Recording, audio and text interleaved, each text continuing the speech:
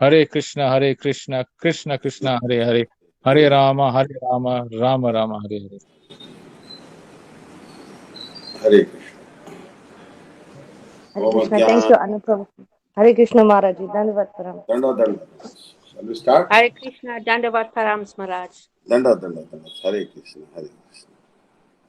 So, Om Agyan Divirandasya Jnananjana Shalakaya Chakshurumritam Yena Tasmai Shri Gurave Namah Shri Chaitanya Manobhishtham Sthapitam Yena Bhutale Swayam Rupa Kadamahyam Dadati Supadantikam.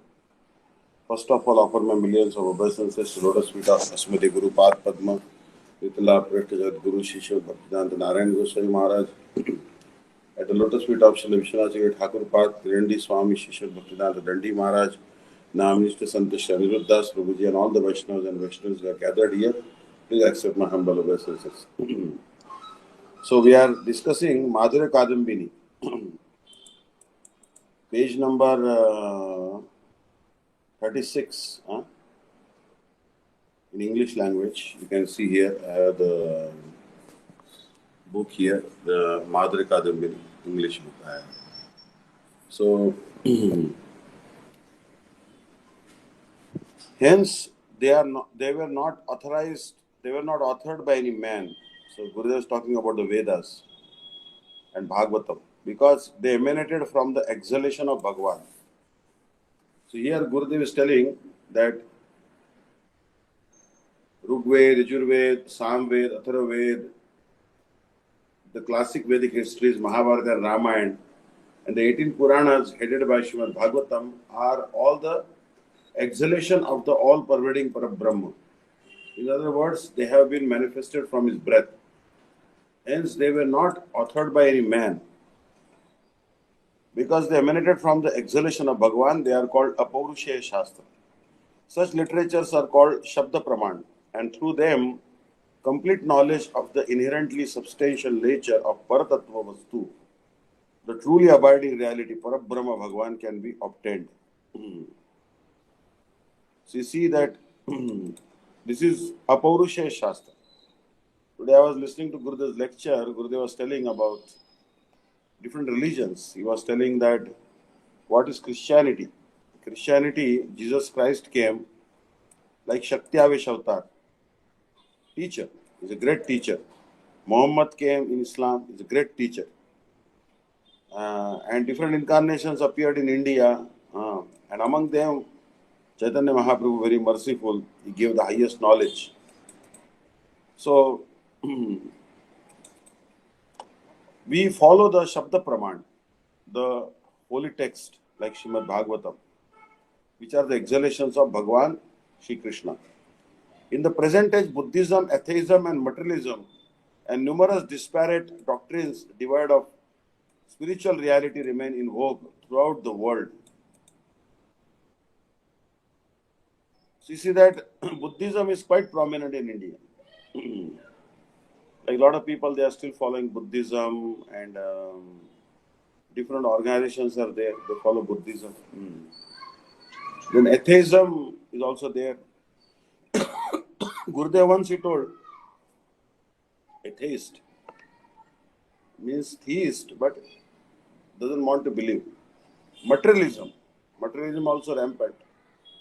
People are only collecting, but they don't know that no money will come with them. Now the war is going on for superiority, Ukraine and Russia. For superiority. I want to control. Bhaktivedanta Swami Maharaj said that United Nations was founded to create peace. There are so many organizations working for peace, but where is peace? Because Srila Bhaktivedanta Swami Maharaj said that there is no peace because in the center there should be Krishna. Communists say that the state should be in the center. Capitalists say that the businesses should be in the center. But we say not the state, neither the state nor the business should be in the center. We say that Krishna should be in the center. Bhoktaram yagyatapasam sarvaloka maheshwaram surudam sarvabhutanam gyatva mam shantim ruchyati. The peace formula is given in Transcendental Peace Formula that Krishna is the supreme enjoyer. Everything should be done for the satisfaction of Sri Krishna. So So that's what Bhagavatam says. Sabai pumsam paro dharmo yato bhakti radhokshati. Ahitu ki apratiyata yatma suprasiddhi. The only way to please Sri Krishna in one's own soul is to satisfy Sri Krishna by devotional service. So here, there is also numerous disparate doctrines devoid of spiritual reality remain in vogue throughout the world. The principal cause of this is disdain for Shabda Praman or an absence of faith in the Vedic Shastras and a lack of thoughtful study and reflection thereof. The Vedas are the self-evident Praman. Other Pramanas can certainly be authoritative, but only with the help of Shruti Praman. However, the statements of Shruti, the self-evident Praman, need no help from the other 9 Pramanas. So, anything the Vedic literature will say doesn't need any evidence. It should be accepted as it is. No need to do research on that. For example, the distance between the earth and the sun, earth and the moon, all these things, the Vedic scriptures say we have to accept them as they are. Experimentation will not help us. Because Vedic knowledge is perfect knowledge. The Vedas are the self-evident Praman. Other Pramanas can certainly be authoritative, but only with the help of Shruti Praman. However, the statements of Shruti, the self-evident Praman, need no help from the other 9 Pramanas. Atheism and various other doctrines remain persistently in fashion at present. And this is brought about by disrespect of the Vedas and hostility to Bhagavan. It is from these, in fact, that the misfortune of the world comes about. Now you can see the misfortune of the world is that they have no respect for the Vedas. First and foremost thing the Vedas says, Gavo Vishwasya Mataraha, the cows are the mother of the whole world. But where is the respect for this one single statement? Cows are being killed, they are opening slaughterhouses. As a result, so much karmic reaction is coming. These wars are direct result of cow slaughter. Understand? Because action has a reaction. So, unless you believe in the Vedas, there cannot be any peace in the world. And there is hostility. No respect for the Vedas and hostility for Bhagavan. And the misfortune of the world comes about by that. Some people inquire that since Buddha Dev is an avatar of Bhagavan, can his words and instructions also be regarded as Praman? Srila Jiva Goswami answered these questions in his Sarva Samvadini. These auxiliary texts from the part of the Vedic revelations. So here, Buddha is an avatar of God, but do we accept his statements? So the answer is no. We don't accept the statements of Buddha as Praman. Just like we don't accept the statements of Dattatreya also as the Praman. All the statements of Dattatreya also. Both are incarnations. So here Jiva Goswami is telling that Nacha Buddhasyapi Ishwaratve Sati Tadvakyam Cha Pramanam Syat Iti Vachyam Yena Shastrena Tasya Ishwaratvam Manyamahe Tenaiva Tasya Daitya Mohana Shastra Karitvenoktatvat. The purport of this is that all the Buddha Dev is an Ishvara, neither his words nor his instructions can be accepted as authoritative. This is because the same Shastras that refer to Buddha Dev as Ishvara state that he wrote godless Shastras simply to bewilder the demons. Whatever instructions he presented were meant exclusively for confounding the demoniac and not for ascertaining the highest goal, Paramartha.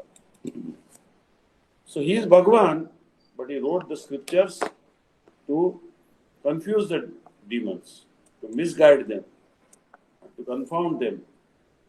And he didn't write the scriptures for the instructions he did not give for ascertaining the highest goal, Paramartha. So actually, Buddha did not speak the truth.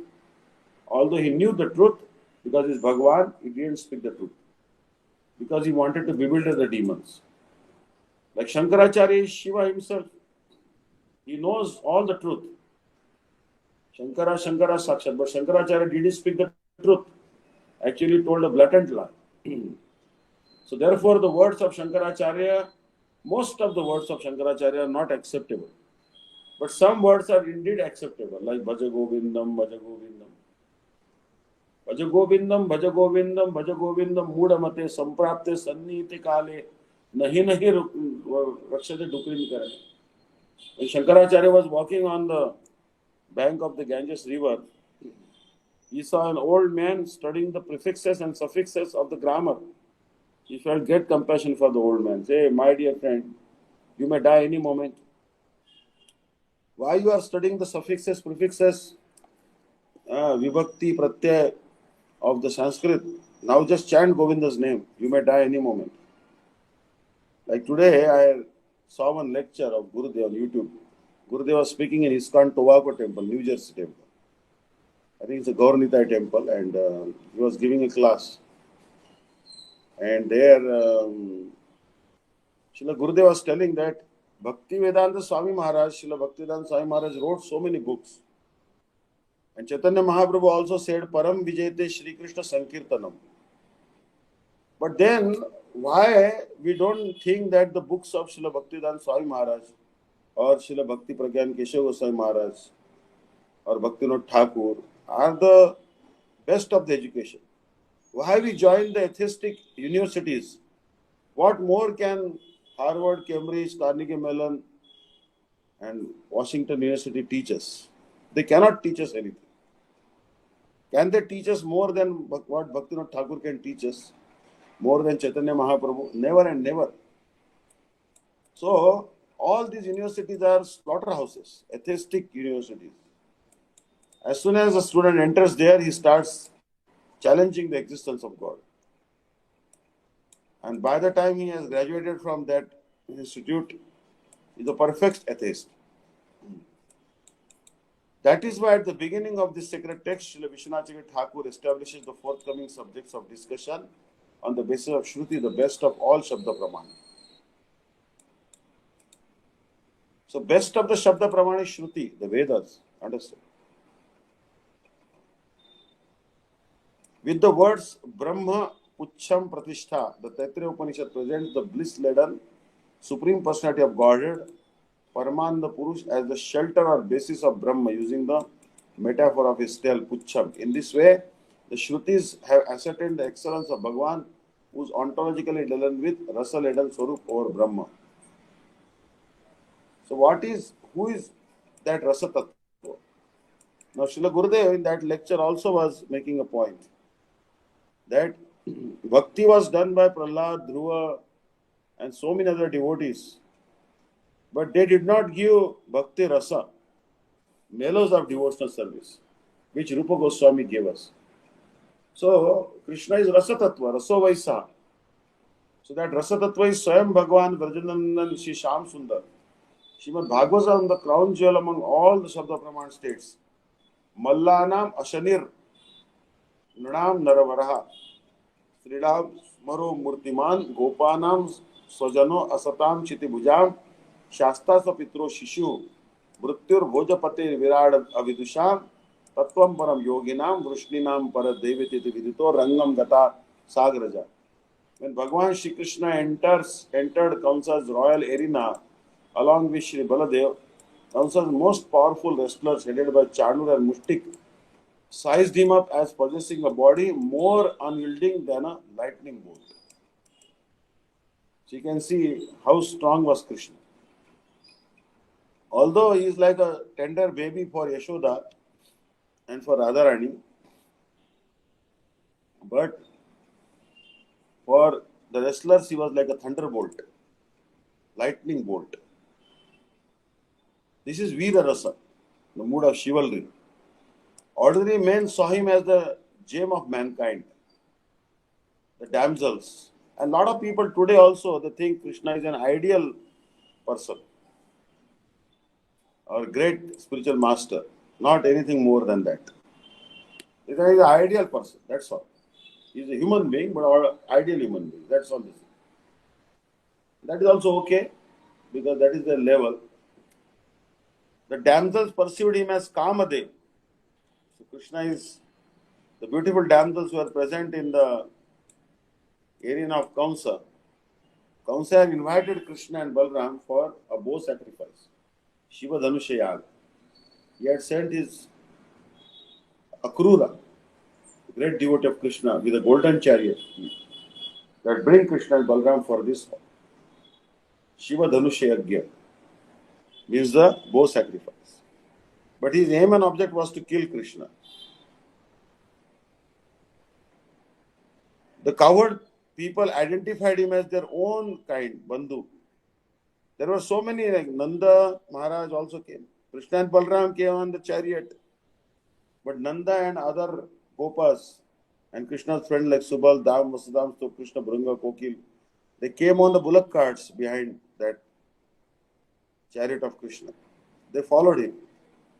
And when they saw Krishna in the wrestling arena of Kamsa, they said that he's our dear friend. He's another Gopa like us. He's our best friend. Other kings saw in him a stern disciplinarian who dispenses justice. So Krishna is giving the best justice, understand? And his mother and father perceived him as an infant. Mother and father always saw him as a baby. He appeared to Kamsa as the bitter end. Understand? Like Kamsa is Bhoja dynasty, the king of Bhoja dynasty. Actually, how Kamsa was born, Kamsa is the son of Padmavati. But he was born from a demon called Drumila. His father's name was Ugrasen. But once Padmavati went to her father's house after marriage, and she liked her friends very much. And she was wandering here and there. And as she was wandering here and there,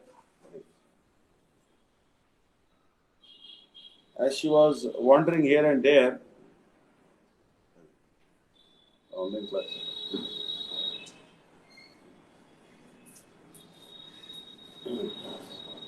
So, as she was with her friends, a great demon by the name Drumil came and he exploited her. And then she conceived Kamsa. Because Kamsa was a son of a first-class demon, he also became a first-class demon.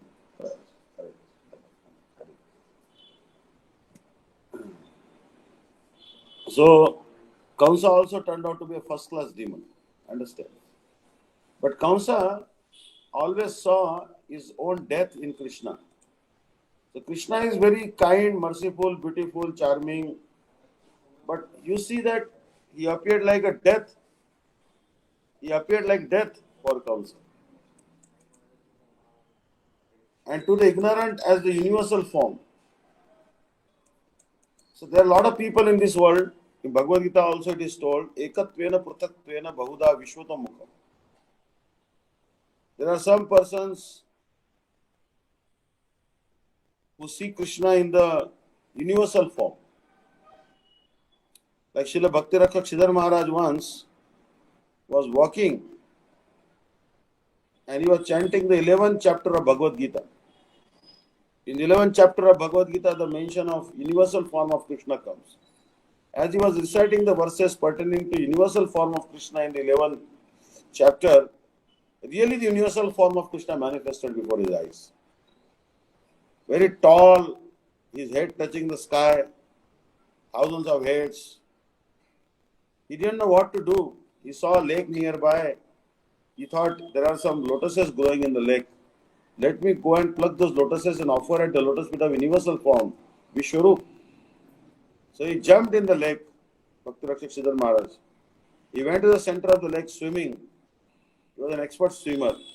He began to pluck the lotuses and he saw very deadly poisonous snakes guarding those lotuses.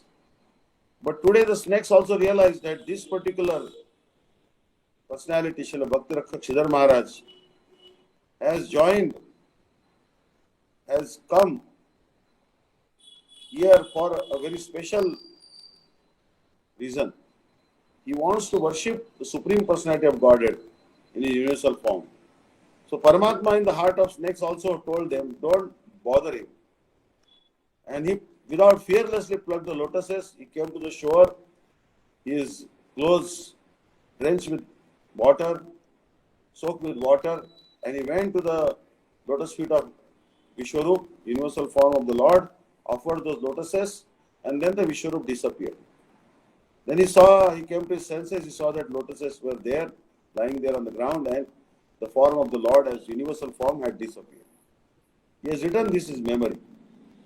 So, lot of people, but the ignorant see him as the universal form. There is one basic, there are some persons, they should be, in order to develop conviction in Bhagavan, they have to see the universal form. This universal form was shown by Krishna to Arjuna. Seeing that Arjuna forgot about his friendship and began to ask forgiveness from Krishna. Sakheyam Matva, I thought you are my Sakha, so I chastised you, joked with you, taunted you, commented on you. I told you are Yadava, hey Sakhit, that you belong to Yadu dynasty,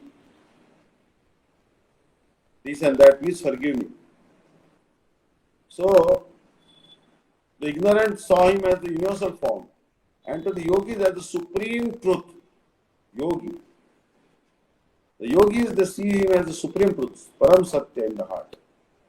But who is the best of the yogis? In Bhagavad Gita, Krishna says, Yoginam abhi sarvesham, madgadena antaratmana, shraddhavani bhajate mam, same yukta tamo mataha.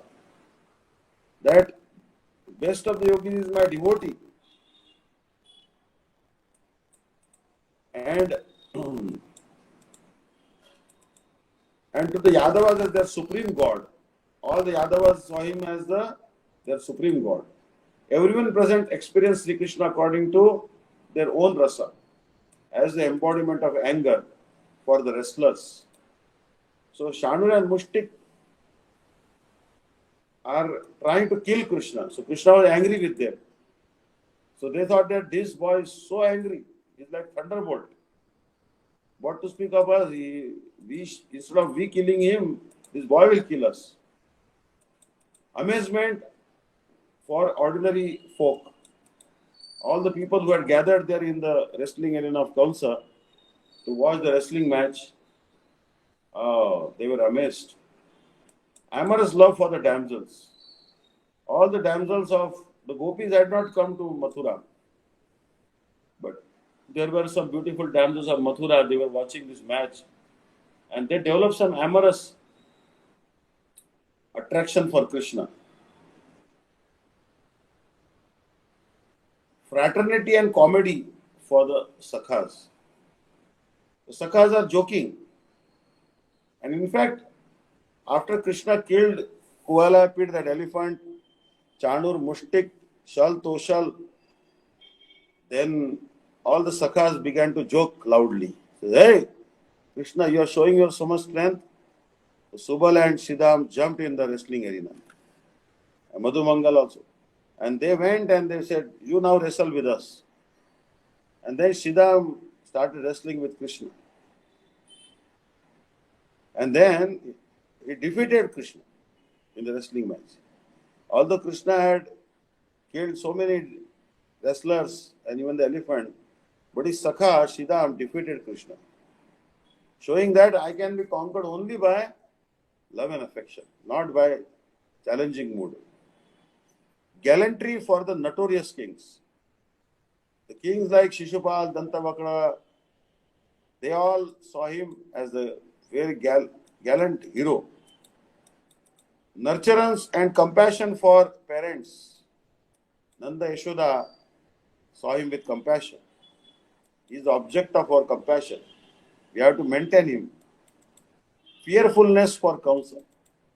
The Kamsa was always afraid of Krishna. So there are different ways you can remember Krishna. Gopya kamat bhayat kamso dvesha chatyadyo nrupa sambandhat vrishneya yuyam aham bhaktya vayam vivo. In Bhagavatam it is told that bhayat kamso, Also always used to remember Krishna, but out of fear. And that is also fine. Somehow or the other you should remember Krishna. Better to remember Krishna with a favorable mood rather than unfavorable mood. But because Krishna is absolute, whether one remembers him with a favorable mood or unfavorable mood, that person is delivered. Like one great devotee of Chaitanya Mahaprabhu, his name was Gadadhar Das. One very cruel Muslim Qazi was there, and he went to him. He was committing so many atrocities. Gadadhar Das went to Qazi and said, "You should say Hari Bol today." Then that Qazi said, "Today I will not say Hari Bol. Tomorrow I will say Hari Bol." Then Gadadhar said, "You already said Hari Bol twice. Understand? So I am going. My work is done. You are now delivered." Because Sakrut Uchcharitam Yena Haririta Aksharadvayam Baddha Parikarastena Mokshaya Gamanam Prati. One who has uttered the two syllables Hari even once in his life, he has made a reservation to go to the spiritual world. It's guaranteed. Sooner or later he will land in the spiritual world. No doubt about it. That is the power of the Harinam. So, repugnance for the foolish and neutrality or serenity for the yogis. The yogis, they are actually mood of Shantaras, neutrality, and subservience for the Vishnus. The Vishnu dynasty members, the Yadavas, they are always subservient to Krishna. We are like servant of Krishna. That mood they always maintain. In this way, Vrajanandan Shri Krishna has been described in Srimad Bhagavatam as Rasa Swarup, the intrinsic form of rasa. So Krishna is the intrinsic form of rasa. The Shrutis also state Raso Vaisaha. He is the nectarous rasa. And even in the Gita Upanishad, Shri Krishna has clearly admitted, Brahmano hi pratishtaham. I am in fact the basis of Brahma. The purport of this is that without Shri Krishna there is no Brahma. Shri Krishna is truly Brahma. Brahma is the radiant effulgence of Shri Krishna's toenails. All Shastras intimate Shri Krishna to be Rasa Swarup in this way. So you can see that even the great yogis, Yadyapi Samadhishu Vidirapi Pashati Nattavan Nakagram Marichi. Even Brahma cannot see the ray emanating from the toenail of Krishna very easily. So how rare is to have darshan of Krishna. So that is because there is a Brahma there, radiant effulgence of Krishna's toenails is covering Krishna's body. All to delight his own bhaktas by his playful pastimes, that Parabrahma Shri Krishna descends to this world. Now, why Bhagavan comes to this world and what is the reason he comes to this world? That is explained that Anugrahaya Bhaktanam Manushim Tanumashikam Bhajante Tadrishi Krida Ya Shutva Tatparo Bhavet. Bhagavan takes the human-like shape, he comes to the earth, performs such sweet pastimes that by remembering those pastimes, hearing those pastimes, the living entities can get utmost emancipation and relief from this material world, enjoying his eternal pastimes. So these pastimes performed by Sri Krishna delight the heart of his devotees. Like for example, Dama Bandhan Leela, how Mother Yashoda bound Krishna. Satyavrata Muni saw this Leela in his heart. And not that he saw this Leela all at once. Actually, Satyavrata Muni wrote 8 stanzas of Damodara Ashtaka. But it took him maybe 8 yugas, 8 millenniums to write the 8 stanzas. He used to appear and then again disappear. Satyavrata Muni. Millennium after millennium, he experienced different pastimes, then he wrote down this Damodara Ashtaka. So, it is actually through Vishnu and his other incarnations who inherently accompany him by residing in his body that the task of slaying demons is accomplished. So, Krishna has nothing to do with killing the demons. It is a Vishnu in his body who kills the demons. You should know this. Krishna has nothing to do with the killing the demons. Krishna's job is to only enjoy with his devotees, gopis and gopas, Yashoda and others. Therefore, it was not Sri Krishna who killed those demons, whose death seems attributable to him. They were actually slain by Vishnu situated within him. So externally it may appear that Krishna had killed the Chandur, Mushtik and others. But actually all the demons killed by Krishna were killed by Vishnu within him.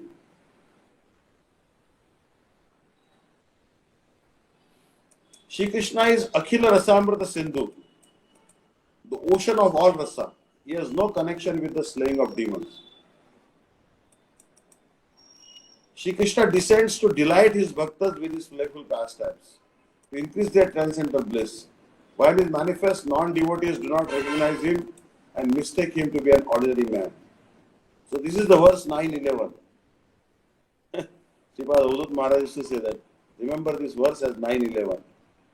Because in America 9/11 is very fearsome day. I was in New York. I was in New York temple washing the utensils in the kitchen, Radharani's kitchen. Then a news came from Germany. Oh, Twin Towers have fallen. So anyways, the day 9/11, Twin Towers fell, but that verse is also very important. Avajananti ma muda manushim tanumashritam bhajanto tadrish Avajananti ma muda manushim tanumashritam param bhavam ajananto mama bhuta maheshwaram. That people, when I appear in this world, Krishna says that people regard me as ordinary human beings. They think that Krishna is an ordinary human being. No, Krishna is not an ordinary human being. Krishna is the Supreme Personality of Godhead. So non-devotees cannot understand him. What to speak of non-devotees? It is even difficult for great devotees also to recognize him. Like Gurudev tells the pastime of Sati. Shankar and Sati once went to Panchavati. And in Panchavati, how Ram was calling in separation of Sita. Ha Sita, oh Godavari river, have you seen Sita? Oh banyan trees, have you seen Sita? Oh birds, you have seen Sita. Oh Tulsi, have you seen Sita? Ha Sita, ha Sita. Ram is calling out. And Shankar did pranam to Ram. So Sati said, who are you doing pranam to? Then Shankar said, I am doing pranam to Ram. But Sati said, he is an ordinary human being. He appears like a henpecked husband who has lost his wife. He doesn't even know where his wife has gone. How can he be the Supreme Lord? He doesn't even know where his wife is. Forget about rescuing his wife. But Shankar said, that is your illusion. He is the Supreme Lord. That's why I did pranam to him. So Sati, if you don't believe my words, go and test him. So Sati dressed like Sita. She disguised herself as Sita by yogic power and she stood before Ram. Ram looked at her and then looked away. It happened so many times. Every time Sati would come before Ram and Ram would look away. After so many times Sati attempted to befool Ram, Ram asked her, Mother, where is Lord Shiva? Why you are wandering alone in the forest? Then Sati felt ashamed and she did pranam to Ram and left that place. When she did pranam to Ram, she saw that every single creeper, tree, their leaves, their sprouts, their birds, flowers, every single atom, molecule, neutron, electron, positron, proton, showing Sita Ram, Sita Ram, Sita Ram, Sita Ram. Then she saw that Sita and Ram are never separated. Siya Ram mein sab jag jani, bandi jugo jod kar pani. Actually, the whole world is consisting of Sita and Ram. When Sati saw that, she was stunned. She went to Lord Shiva and Shiva asked her, "Did you test Ram?" She lied to Shiva. "No, I did not test. I believed your words. I just did pranam and came back." But Shiva is Antaryami, he is omniscient. So Lord Shiva told her, henceforward, when they returned to Kailash, Lord Shiva told Sati, "You can sit in front of me or on my right side. Don't sit on my left side. Henceforward, I will never treat you like my wife." And he took sankalpa like that in the mind. So the demigods showered flowers from the sky. And they say, "Bravo, bravo, well done, sadhu, sadhu." So that time, your vow is amazing. The demigod said, "Your vow is amazing." Sati asked Shiva, "What vow you have taken?" He didn't speak anything. But he had taken a vow of Mauna Vratam, not to speak anything, only chant Ram Nam. And he had taken a vow that he will never ever treat Sati like his wife, because she had disguised herself as his mother Sita. So one who has taken the dress of a Sita, how can he accept as his wife? So finally Sati, she went to the fire sacrifice of Daksha, her own father. And Daksha, when dishonored Shiva, she created Yoga Agni and gave up her body. So you can see that if Sati could not recognize Ram, what to speak of us? And then same Sati came as Parvati again. Understand? So not very easy to recognize Krishna. That's why we need a guru. Gurudev was telling that Anya Vilasita Shunyam Jnana Karmadhya Anavrutam Alukulyana Krishnanu Shiranam Bhaktiruttama. One must perform the activities favorable for Krishna's service. Here the word Krishna means actually Guru. First we have to serve Guru, then Krishna. Those who attempt to serve Krishna without serving Guru and Vaishnavas will bitterly fail in their endeavor. Never and never think that Srila Bhakti Daita Madhava Goswami Maharaj and other Maharaj also used to say, "I have not joined the mud to serve Radha Krishna. I joined the mud to serve the Vaishnavas." Understand? So you can see Kamsa, Jarasandha, Duryodhana and Kalyavan were all adversaries of Bhagwan and did not grasp that is Bhagwan. Kamsa has two wives, Asti and Prapti. They were daughters of Jarasandha. And they were actually, both were big demons. And Duryodhana obviously very envious person, great demon. But still, Yudhishthira Maharaj never used to see fault in Duryodhana, used to call him Suyodhana. Duryodhana means a bad soldier. But actually used to call him Suyodhana, good soldier. Because Yudhishthira never used to see the fault of others. Kala Yavan was a great demon. Actually, once a great sage by the name Gargya, not Garga, but Gargya, and he were ridiculed by the Yadavas. The Yadava boys told Gargya, "Hey Gargya, you never got married because you are eunuch. You are devoid of potency, virility. And that's why you are eunuch. That's why you are devoid of manliness, so therefore you didn't get married." Actually, it is incorrect to taunt any sadhu like this. Understand? A sadhu has voluntarily accepted the vow of brahmacharya for achieving the higher goal for Krishna Prem. So they taunted Gargya. Gargya became very angry and he prayed to Lord Shiva that, "Please give me benediction. Give me a son who can kill all the Yadavas."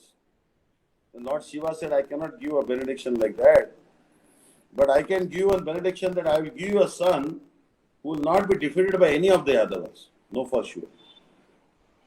Then one Yavana woman was sent by the Yavana king, and then through Gargya she conceived, and this Kala Yavana was born. Yavana means actually meat eaters. Mleccha Yavana. So this Kali Yavana, he attacked Mathura from one side. The other side, Jarasandha attacked. So Krishna said what to do. And he cannot even be killed by any of the Yadavas. But Krishna is very tricky. He started walking away from Kalyavana. And Kalyavana began to chase him. Krishna was on the foot. So Kalyavana also started running after Krishna on the foot. Actually, even the great yogis, even by the speed of mind, cannot catch Krishna. The greatest speed in the material world is mind. Mind is faster than even light. Mind is faster than even air. But Krishna is faster than even the mind. So how could Kalyavan catch him? Then Krishna went to the cave where Muchukunda Maharaj was sleeping and he covered the body of Muchukunda Maharaj by his own yellow shawl. Then Kalyavana came and kicked Muchukunda Maharaj. Muchukunda Maharaj opened his eyes. He was woken up from the sleep. Then what happened? Kalyavana was burnt to ashes. Muchukunda had benediction from Indra that anyone will disturb his sleep, he can burn him to ashes. So in this way, Krishna got rid of Kalyavana very trickily and also blessed Muchukunda Maharaj. So they all are envious persons. Jarasandha was killed through Bhima's agency.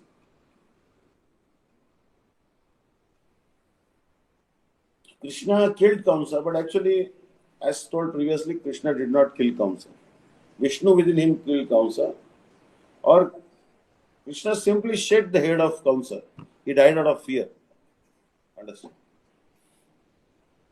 Duryodhan was killed by Bhima again.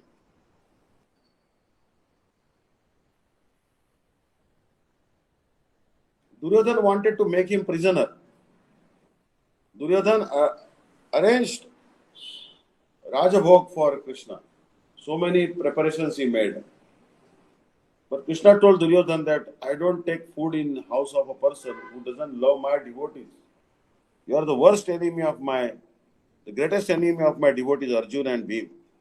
So I don't want to take prasad at your home. In two conditions you can take food in anyone's house. The first condition is that person is your great friend. And the second condition is that although that person is not your great friend, you are very hungry. But Krishna said, I am Aptakam, Atmaram Aptakam, I am never hungry. And you are not my great friend. Actually, you are the worst enemy of my best friends. So in this way, but Duryodhana had a plan to first invite Krishna for prasadam and then make him fall in a dungeon or a hole in the ground, and then in the dungeon so many wrestlers were present and they would kill Krishna by bashing him. Understand? So Krishna knew this plan. Jarasandha assailed, so that's why instead of taking prasadam at Jarasandha's place, he went to Vidura's place. And Vidura's wife, she was taking bath. She offered some banana peels to Krishna, banana skins. Krishna ate the banana skins out of love. Vidura had gone to beg. And in this way, Krishna showed that I will rather eat the banana pills given by my devotees rather than taking the food of non-devotees. Jarasandha assailed him 18 times, hoping to strike him down. Jarasandha was from Magad, Bihar. Paundrak Vasudev with two natural arms and two artificial ones alleged, I am the real four-armed Vasudev, worship me. One time, Paundrak Vasudev sent a messenger to Krishna that you are not the real Vasudev, son of Vasudeva Maharaj. Our king is the real Vasudev. You should surrender unto him. He is the great king, Vasudeva. You are not the real Vasudeva. Understand? So Krishna, he sent Sudarshan Chakra and cut off the head of Paundrak Vasudeva. But because he was always meditating on Krishna's form and trying to imitate Krishna himself, he was liberated. So such malevolent, demonic people cannot understand Krishna's identity. Namam dushkritano mudha prapadyante naradhama. Bhagavan Shri Krishna declares in Gita, Paritranaya sadhanam vinashaya cha dushkritam dharma samsthapanarthaya sambhavami yuge yuge. I descend to establish religion, to destroy the demons and to protect the devotees.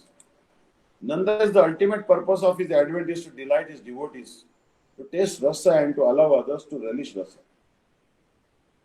So ultimate purpose is to delight the devotees.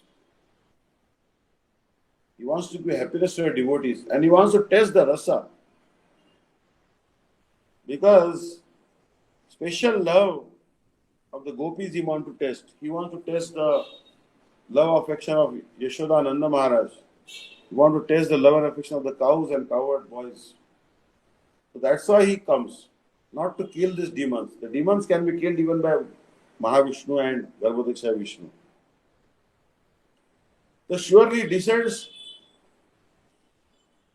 of his sweet will. In this manner, Shri Krishna has been described as Rasa Swarup, the very form of Rasa in the Upanishads. But Shri Krishna is not only the embodiment of Rasa, he is Rasara, the king of Rasa. He is the intrinsic form of not just one Rasa, but the totality of all Rasas. So Krishna is called the king of all Rasas. Rasaraj Mahabhav. This is the form which was shown to Ramanand on the bank of Godavari in Kabul. Krishna is the king of all Rasa. And Radharani is the embodiment of Mahabhav, the highest ecstasy.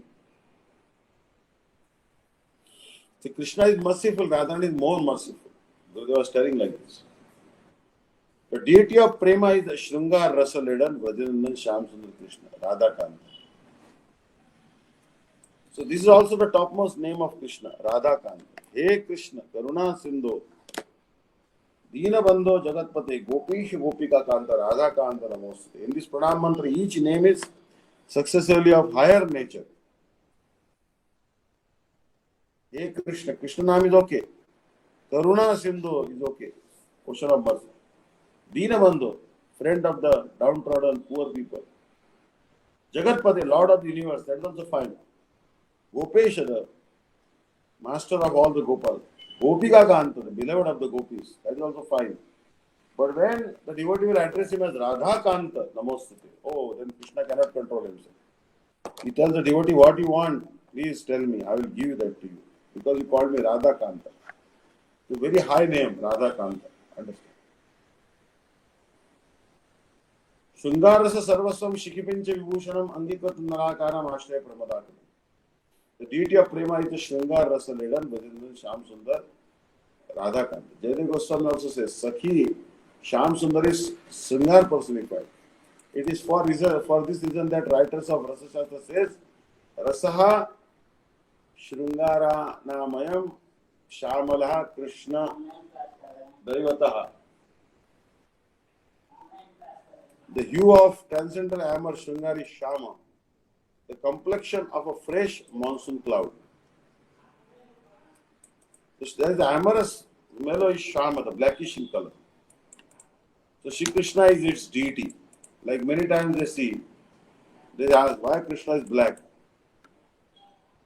Because the hue of transcendental amber is Shama,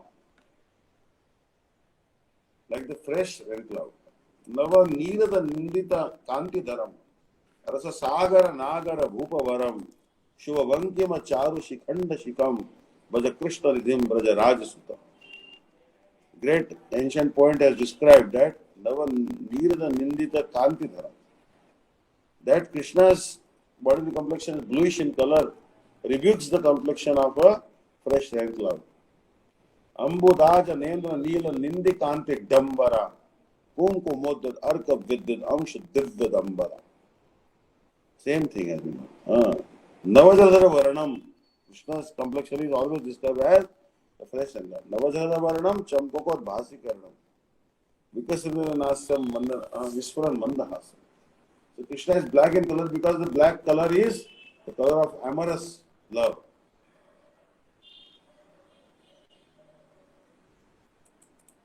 Rasaha Shrungaranamayam Shamala Krishna Daivata. The hue of transcendental amor Shringar is Shama, the complexion of a fresh monsoon flower. And Shri Krishna is his deity of Shringaras. So Krishna is the deity of Shringaras. Shama eva param rupam.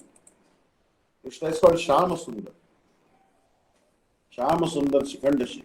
Shama means blackish color.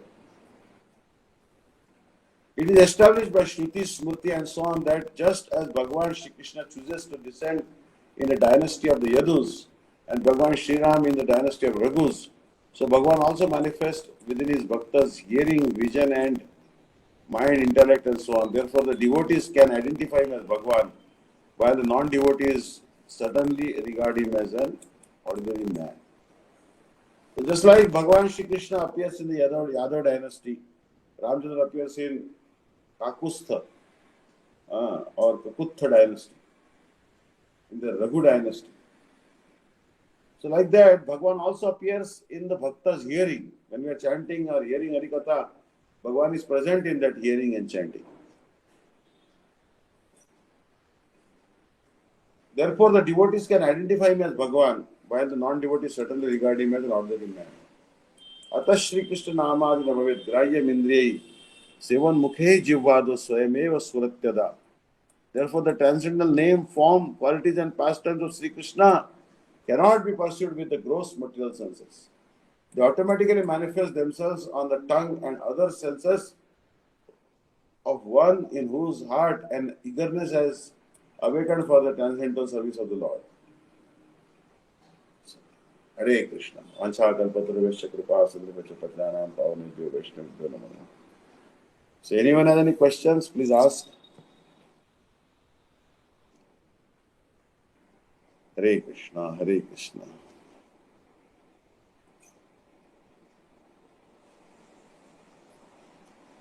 So next time we'll continue that Sri Bhakti Devi is self-manifesting from this paragraph. We'll continue next week. Hare Krishna, Hare Krishna. Yes. Hare Krishna Maharaj, Dhanavad Pranams. Thank you so much. Thank you so much. Hare Krishna. Vaishnavyo Namah. Dhanavad. Hare Krishna. Dhanavad. Dhanavad Pranam Maharaj. Dhanavad. Who is this Maharaj? Chandrasekhar. Oh, Hare Krishna. You saw my message, huh? You saw my message? Yeah. That's why I joined. Wonderful, Maharaj. Thank you so much, Maharaj. Thank you, Prabhu. Thank you, Prabhu. Hare Krishna, Hare Krishna, Hare Krishna. Hare Krishna. Dhanavad. Hare Krishna, Hare Krishna. Thank you. Hare Krishna, Hare Krishna. Hare Krishna. Thank you. Hare Krishna.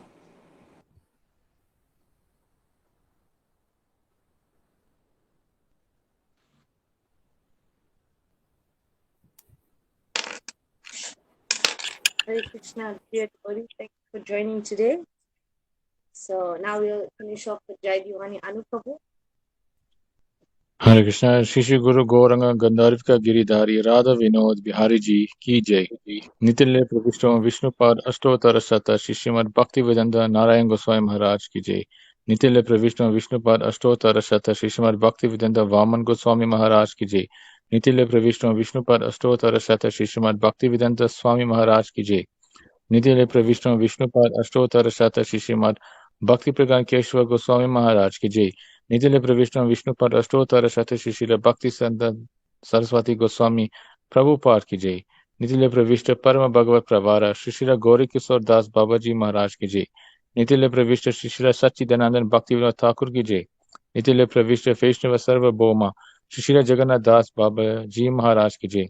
Shri Godev Vedadanta Acharya Shri Srila Baladev Vidya Bhushan Prabhu Ki Jai. Srila Vishwanath Chakravarti Thakur Ki Jai. Srila Nanotam Srinivas Shyamanand Prabhu Trai Ki Jai. Srila Krishnadas Kaviraj Goswami Prabhu Ki Jai. Srila Rupa Sanatan Bhata Raghunath Shri Jiva Gopal Bhatt Shri Das Raghunath Sad Goswami Prabhu Ki Jai. Shri Sarup Damodar Raya Raman Dari Shri Gaura Prasad Vinda Ki Jai. Namacharya Srila Haridas Thakur Ki Jai. प्रेम सको श्री कृष्ण चैतन्य प्रभु नित्यानंदा श्री अद्वैत गदाधर शिवसती गौर भक्त वृंद की जय। श्री अंतर द्वीप मायापुर सीमा द्वीप गोद्रुम द्वीप माध द्वीप कोला द्वीप ऋदु द्वीप जान द्वीप मोदत ध्रुम द्वीप रुद्र द्वीप पद्मका श्री नवा द्वीप धाम की जय। श्री श्री राधा कृष्ण गोप गोपी गो गोवर्धन वदश वनत्मकार श्री व्रत मंडल की जय। श्री राधा कुंज श्याम कुंज गंगा यमुना तुलसी भक्ति देवी की जय। श्रीमती वृंदा देवी की जय। श्री पौर्णमासी योग माया की श्री गोपेश महादेव की श्री जगन्नाथ बलदेव सुभद्रा सुदर्शन चक्र जीव की जय। श्री चेतर मंदिर की जय। सर्व विनाशकारी श्री नरसिंह देव की जय। भक्ति प्रभार श्री प्रहलाद महाराज की जय। चार धाम की जय, चार संप्रदाय की, चार आचार्य की जय। अकर महाराज श्री चैतन्य महाराज मात की जय। श्री श्री केशव जी गौदे मात ओ तत्सक मात समूहा की जय। ग्रंथराज श्रीमद भागवतम की जय। श्री हरिनाम संकीर्तन की जय। अनंत कोटि वैष्णव वृंद की जय। सामगात भक्त वृंद की जय। श्री निताय गौर प्रेम हरि हरि बोल। Krishna, Anup, thank you, Anup Prabhu, for that. So thank you, devotees, for joining today. And we'll see you all on Friday for Shri Chaitanya Charitam Lilamrita with Sripad Bhaktivedanta Vishnu Daivata Maharaj. Thank you, Hare Krishna, Pranam.